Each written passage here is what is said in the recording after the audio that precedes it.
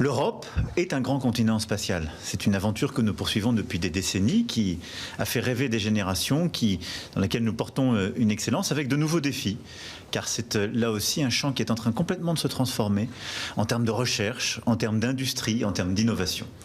Bonjour à tous et bienvenue dans Smart Space. Vous venez d'entendre le président de la République, Emmanuel Macron, qui était ce mercredi au sommet du spatial à Toulouse. Tous les ministres européens dédiés à l'espace étaient présents, se sont réunis lors de ce sommet du spatial organisé par la France, une assemblée menée par la France et par Bruno Le Maire dans le cadre de la présidence française de l'Union européenne. L'occasion pour le ministre français d'endosser également le rôle et la coprésidence française de l'Agence spatiale européenne aux côtés du Portugal. Thierry Breton, le président de la Commission européenne, est venu plaider pour les projets à la fois de constellation de communication sécurisée et aussi de gestion du trafic des satellites dans l'espace, un projet pour lequel il a besoin évidemment de l'aval de tous les ministres de la Commission européenne et de l'Union européenne. Une journée marquée par le discours du président de la République qui insiste pour que l'Europe œuvre pour sa propre souveraineté en matière d'espace.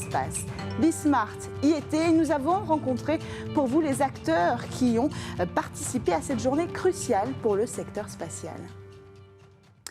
Alors oui, le projet de constellation de communication européenne sécurisée va prendre forme. Il est officiellement lancé. Tous les ministres se sont accordés sur leur volonté commune de mettre au point cette constellation européenne qui s'inscrira dans une réflexion plus large d'une régulation du trafic spatial que l'on appelle STM pour Space Traffic Management. Je vous propose d'écouter Thierry Breton derrière la caméra de Soisic Ollier.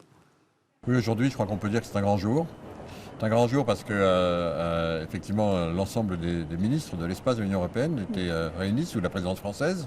C'est Bruno Le Maire qui présidait évidemment cette réunion à laquelle j'assistais en tant que commissaire à l'espace, puisque ça fait partie aussi de mon portefeuille. Vous savez que c'est un sujet sur lequel nous travaillons, je travaille depuis de très nombreux mois. On a du reste présenté l'intégralité du projet de constellation hier, adopté à l'unanimité par le collège de la Commission, et donc présenté dès ce matin à l'ensemble des ministres. Et je peux vous dire que oui, il y a eu une unanimité pour soutenir le projet, donc c'est un grand jour. Alors il est question de réguler le trafic des satellites aujourd'hui. Est-ce que la constellation va s'inscrire dans cette régulation? Est-ce que vous avez pu préparer une première ébauche de cette régulation, de ce qu'on appelle les STM aujourd'hui? Alors il y a deux choses. Dans le paquet spatial, comme on dit dans notre jargon, que j'ai présenté hier au nom de la Commission, il y a effectivement le volet constellation donc, de connectivité qui va offrir donc, je dirais 3 services plus 1. D'abord, c'est évidemment de la connectivité partout en Europe, large bande. Deuxièmement, d'avoir des communications sécurisées, hyper sécurisées, y compris en utilisant les cryptologies quantiques pour l'ensemble donc, des gouvernements européens, mais aussi de nos armées. Troisièmement, permettre également d'avoir de la redondance. On a vu pendant la crise que nos réseaux terrestres, même en fibre, peuvent tomber parce qu'il y a trop de charges ou parce qu'il y a des attaques et des cyberattaques. On en a tous les jours. Et puis quatrièmement, comme il s'agit d'une constellation de petits satellites, dits LEO, en orbite basse, entre 400 et 450 km, donc ce sont des satellites nord-sud et donc qui vont permettre d'avoir sur 4 fuseaux horaires, donc ils couvrent l'intégralité du continent européen, mais également dans leur parcours, ils vont couvrir l'intégralité du continent africain. Donc c'est un point très important qui a été souligné avec beaucoup d'intérêt par le président de l'Union européenne en exercice, Emmanuel Macron tout à l'heure, en se félicitant et en soutenant, je crois très fortement, il a montré ce projet de constellation, y compris dans sa dimension géopolitique, puisqu'elle va permettre d'offrir à l'ensemble de nos amis africains de la connectivité dont ils ont tant besoin. Dans le cadre de tous ces projets de constellation, on parle de quoi? D'un modèle PPP, c'est-à-dire privé-public. C'est ça l'idée, c'est de reproduire un petit peu le modèle américain pour faire éclore ces écosystèmes du New Space qui travailleront avec des acteurs historiques. Alors sur ce volet effectivement de la constellation en orbite basse, c'est effectivement ce type de modèle. C'est un projet que nous avons évalué à peu près à 6 milliards d'euros, un peu plus d'un tiers donc, qui est à la charge de la Commission. J'ai moi-même mis 2,4 milliards sur la table, donc c'est beaucoup. Et donc on augmente très significativement le budget spatial parce que tout ceci ne se fait évidemment pas au détriment d'autres projets, c'est en complément. Et donc là, on va financer plutôt toutes les infrastructures qui sont les infrastructures souveraines, évidemment. Il y a ensuite, évidemment, un tiers qui reviendra aux États membres. Beaucoup se sont portés volontaires et encore ce matin. Et puis, il y aura un tiers, donc à peu près 2 milliards, peut-être un peu moins, qui sera donc dévolu aux entrepreneurs et donc aux partenaires privés. Un autre volet sur lequel je souhaite peut-être dire un petit mot, c'est évidemment tout ce qui concerne le Space Traffic Management, le STM. Donc, qui fait partie du deuxième partie du paquet espace que j'ai présenté hier à la Commission et qui a été discuté abondamment également ce matin par l'ensemble des ministres de l'espace, avec un soutien alors encore plein et entier. Donc de se donner les moyens désormais de mieux contrôler d'abord cet espace contesté. Enfin, on appelle ça cet espace contesté, c'est un espace qui appartient à tout le monde, bien sûr, mais dont on voit qu'il fait partie aussi de notre souveraineté, de notre autonomie, de notre indépendance. Alors ma dernière question, est-ce qu'il sera question de créer un organisme de régulation? À qui reviendra cette responsabilité? C'est trop tôt pour le dire. Là, on va maintenant se mettre autour de la table, travailler ensemble, voir d'abord ce que l'on peut faire pour suivre d'un point de vue technologique, technique. Il y a beaucoup de choses à faire, je le disais. Le suivi, j'allais dire, objet par objet, de leur propre orbite pour mieux anticiper ce qui va se passer, éviter qu'un satellite que l'on lancerait puisse traverser la trajectoire d'un de ces débris. Pour ça, on a de belles startups qui savent. Donc on a des startups qui savent faire tout ça. Le New Space va beaucoup nous aider. Le calcul aussi à haute performance va nous aider parce qu'il faut des supercalculateurs pour ça, des algorithmes très performants, de l'intelligence artificielle. Et puis derrière, évidemment, on verra ensuite comment on fait pour aller un peu plus loin et commencer à réfléchir à des normes. Mais on s'est donné un petit peu de temps pour ça parce qu'il faut vraiment faire les choses étape par étape. D'abord, la première étape, c'est que l'Europe soit une très grande puissance spatiale, la deuxième puissance spatiale mondiale, doit avoir sa propre philosophie, sa propre politique en matière de gestion des débris pour pouvoir parler évidemment d'égal à égal avec les autres puissance spatiale, et je pense en particulier à nos alliés américains. On en parle beaucoup avec eux du reste, mais aussi aux Chinois. Et puis j'espère que lorsque les choses iront peut-être mieux avec la Russie. Si l'espace est un bien commun de l'humanité, les pratiques en matière notamment de défense spatiale doivent être régulées. Une question qu'on a pu aborder avec Bruno Le Maire avant de revenir sur l'importance d'une souveraineté européenne en matière de secteur spatial. Pour le ministre, pas de souveraineté sans constellation ni compétitivité dans le domaine des lanceurs. Écoutez. L'un des grands thèmes aujourd'hui abordés, c'était la défense spatiale. On en a beaucoup parlé ces dernières semaines, notamment avec l'exemple du tir de la Russie anti-satellite. Emmanuel Macron en a parlé aujourd'hui. Il était question de réguler les pratiques en matière de défense spatiale. Est-ce que ça a été fait ce matin? Est-ce qu'il y a eu une première ébauche de régulation? Alors on en parle cet après-midi. Il y aura effectivement une régulation européenne. Les 27 États européens ils sont totalement convaincus que l'espace ne doit pas être le Far West. Donc il faut des règles d'utilisation, des règles de récupération des débris et des règles de non-agression. Toute la difficulté maintenant, c'est de faire en sorte que cette régulation ne s'impose pas qu'aux Européens, mais aussi aux Chinois, aux Russes, aux Américains, à tous les autres acteurs spatiaux. Donc c'est ça aujourd'hui l'enjeu, c'est avoir des règles pour l'espace qui soient des règles mondiales et pas uniquement des règles européennes. Qu'il faut faire appliquer à tout le monde. Vous voyez bien qu'on ne peut pas accepter que des satellites puissent être détruits de manière offensive. On ne peut pas accepter non plus, c'est un des vrais sujets, que l'espace devienne un dépotoir avec des milliers et des milliers de débris. Aujourd'hui, dans les satellites qui sont en activité, vous en avez 4000 qui sont en activité, vous en avez 6000 qui continuent à tourner autour de la Terre et qui, eux, ne sont plus en activité. Donc, est-ce qu'on récupère les satellites qui ne fonctionnent plus? Comment est-ce qu'on évite qu'il y ait des déchets dans l'espace? Comment on évite de transformer l'espace en poubelle? Ça, c'est un des vrais sujets. Il n'y a que les Européens qui défendent ces idées-là. Donc, il faut qu'on soit très offensif pour que l'espace soit respecté. Il était question aussi de cette constellation européenne de satellites pour une communication sécurisée, une connectivité sécurisée et donc un enjeu de souveraineté.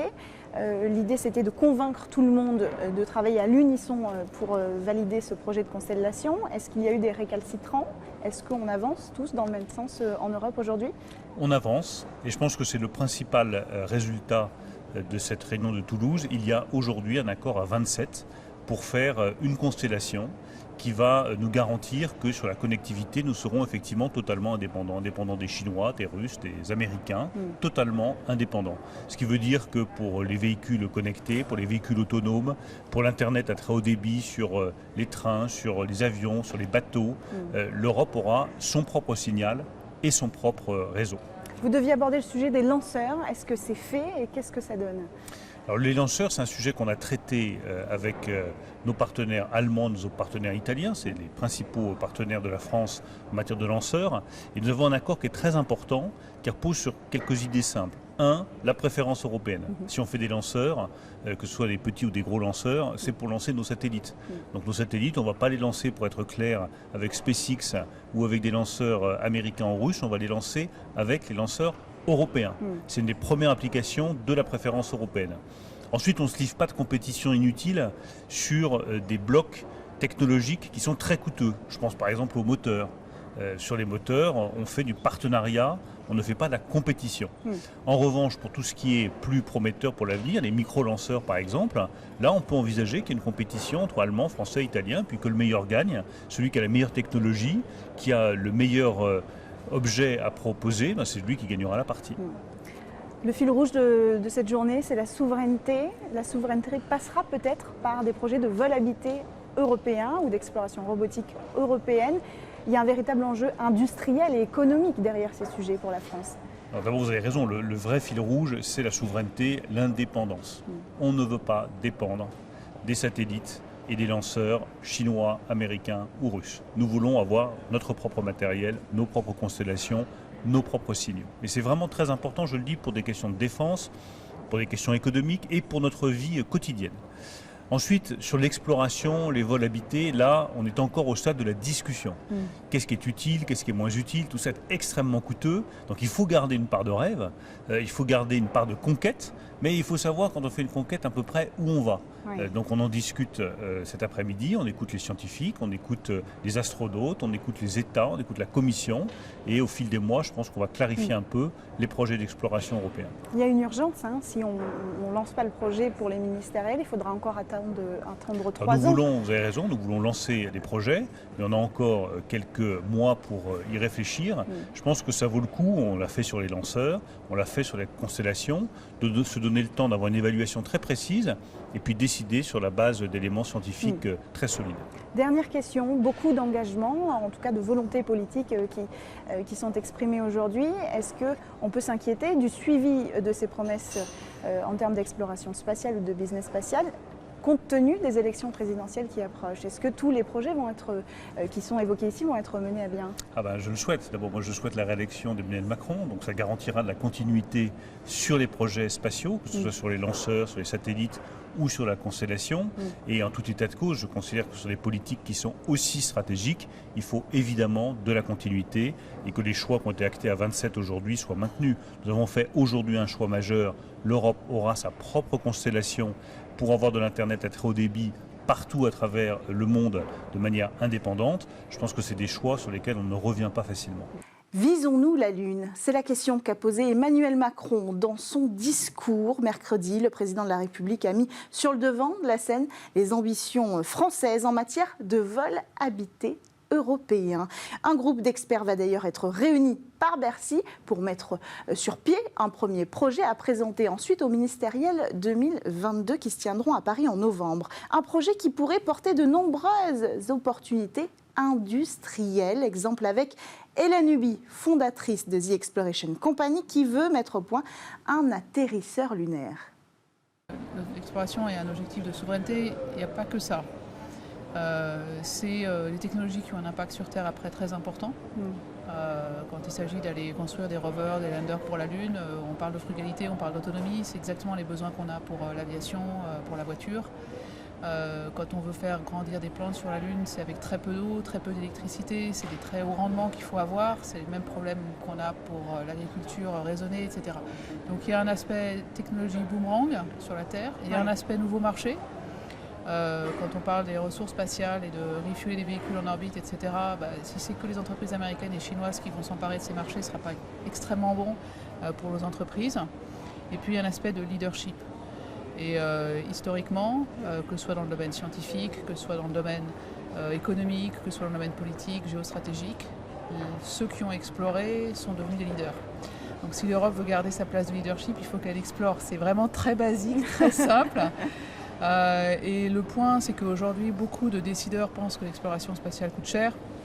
et c'est l'un des messages clés que j'ai essayé de faire passer au déjeuner, c'est qu'on n'est pas du tout sur les ordres de grandeur de la mission Apollo.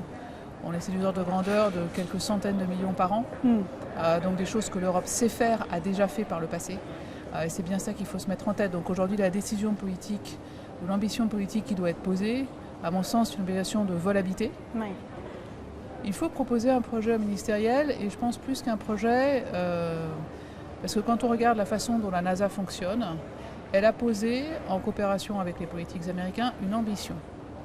Donc c'est se dire, nous voulons aller par nos propres moyens en orbite basse, à telle date, et avec telles exigences de qualité de service. Et nous voulons aller sur la Lune, à telle date, et avec telle exigence de qualité de service. Je ne suis pas sûre qu'il faille proposer un programme. Parce qu'un programme européen, c'est quelque chose qui est lent, c'est quelque chose qui risque de coûter beaucoup d'argent. Et la façon dont fonctionnent les agences aujourd'hui, c'est de mettre en compétition les acteurs de l'industrie par rapport à une ambition qui est posée. Et l'important, c'est pas de mettre des gros sous, c'est de poser cette ambition et de démarrer avec frugalité pour qu'on y aille, quoi. Lancer un projet de volabilité européen, une ambition colossale qui va demander beaucoup d'organisation, de coordination et qui va aussi demander un budget. Mais il y a un calendrier français, celui des élections présidentielles. Est-ce que lorsque les cartes du gouvernement seront rebattues, les projets seront toujours portés jusqu'à leur finalité? On a posé la question à Philippe Baptiste, le président du CNES, l'agence spatiale française. On l'écoute. Je suis très heureux d'avoir entendu ce discours parce que je pense que c'est un sujet qui a été fermé en Europe pendant de très nombreuses décennies. Notamment suite au projet Hermès qui n'a pas fonctionné. Bien sûr, avec la fin d'Hermès qui est arrivée, alors qui n'a pas fonctionné parce que d'abord c'était aussi la fin de la navette américaine. On s'est rendu compte que la piste qu'on avait engagée n'était peut-être pas la bonne et donc effectivement on a arrêté. Et on a bien vécu sur l'Europe, sur ces questions de volabilité, en partenariat avec les Russes, avec les Américains, un partenariat intéressant parce que ça veut dire que quelque part, ce qu'on faisait, c'était quoi? On amenait de la techno à nos amis américains, on amenait un module, ou on amenait de la technologie ou des expériences, en échange, quelque part, ils nous embarquaient des astronautes. Et c'était un bon deal, c'est ce qu'on fait aujourd'hui sur l'ISS, et c'était intéressant. Ouais. Aujourd'hui, il faut y aller tout seul. Mais pourquoi? Parce que demain, en fait, qu'est-ce qui va se passer? Demain, l'ISS, il n'y en aura plus parce que c'est la fin de vie de l'ISS.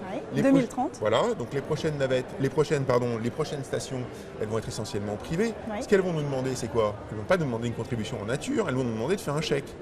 Et c'est quoi l'intérêt pour l'Europe de faire ça? Il n'y en a aucun. Ouais. Donc on voit bien qu'on a un enjeu, c'est un des enjeux. Hein. Ouais, il y a plusieurs grands enjeux pour faire ça, mais c'est un des enjeux.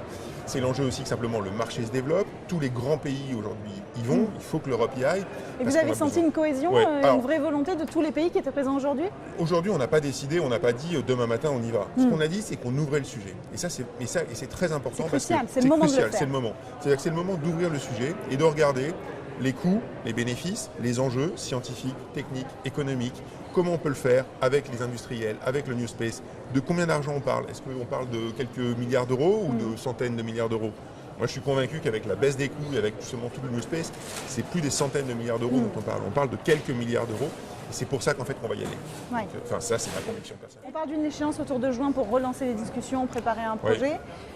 Entre-temps, il y a les élections présidentielles. Est-ce que ça vous inquiète en tant que président du CNES? En France, effectivement.